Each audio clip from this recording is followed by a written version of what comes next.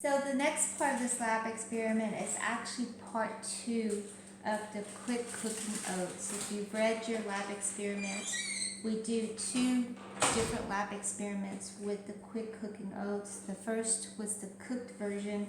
Now it's the version using cold water. So once again, I have a half cup of quick cooking oats, and I'm going to pour that into this glass cup, and then I'm going to add my 240 milliliters of water. And what we're going to do is allow this to just sit for the duration of the lab experiment.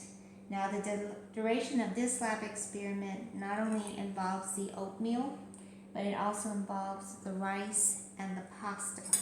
And so by the time we're done with the pasta, we're going to come back and revisit this particular mixture to see how those granules responded to cold water, or actually water from just the tap with no heat. And you will see a significant difference. So I'm going to put that aside for now, and we're going to turn our attention to instant oatmeal. So this is just a packet of oatmeal that I emptied out from here. I'm going to step to my sink and measure out a half cup of water, because that is what the package directions say.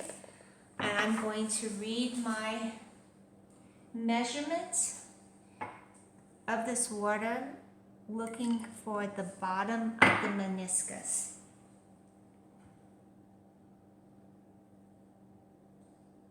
And that is about on the money. So I said earlier I was going to use my microwave to heat this up. So I'm going to put the cup in the microwave and let it heat up for about a minute. I may increase the time on that just a little bit to make sure it's nice and hot. While it's doing that, I'm going to go ahead and grab another spoon. And we'll see how long it takes for this mixture to heat up as compared to all the others. So make sure you're watching the time for the video on this particular part of the experiment. So we've got about 30 seconds left.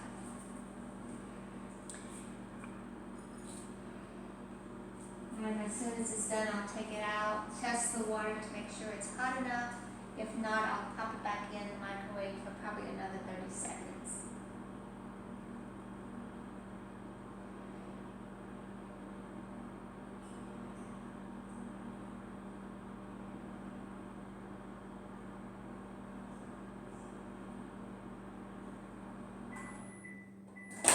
Let's see what we got. The water is actually boiling, so I think it'll come back good. So that was in the microwave for 60 seconds, 1 exact minute. Going to add it. And you can see instantly that the oatmeal starts to absorb the water. So I'm going to give it a good stir.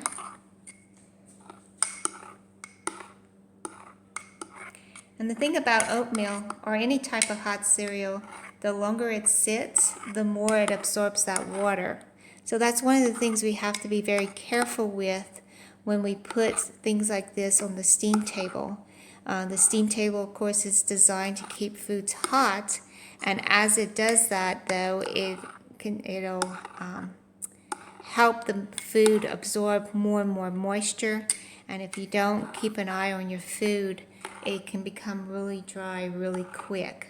And there's nothing I hate more than going to a steam table line in our food service operations and seeing that oatmeal is really, our grits have become just a solid cemented mass.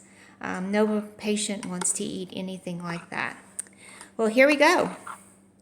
Nice consistency. I'm going to go ahead and measure that. But before that, I do that, let me give you the measurement, or the grams, for that packet of oatmeal. Which I'll go ahead, I'll have to open another one because it looks like I forgot to do that when I got distracted. So go ahead, I tard the scale out.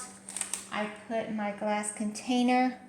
I'll again tar it to 0. I'll open this packet, pour it in, and there you have it. The dried weight is 42.3 grams. So I'm going to go ahead and document that for us.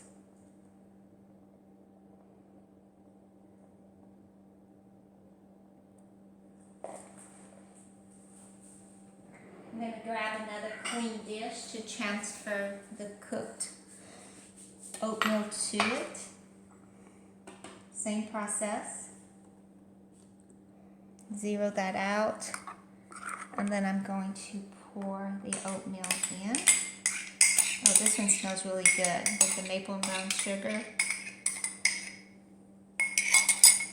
And our cooked weight is actually 137.7 grams. 137.7 grams. Alright guys, I'm going to go ahead and step back for a minute and get everything cleaned up and get us ready to do the rice part of this experiment. See you soon.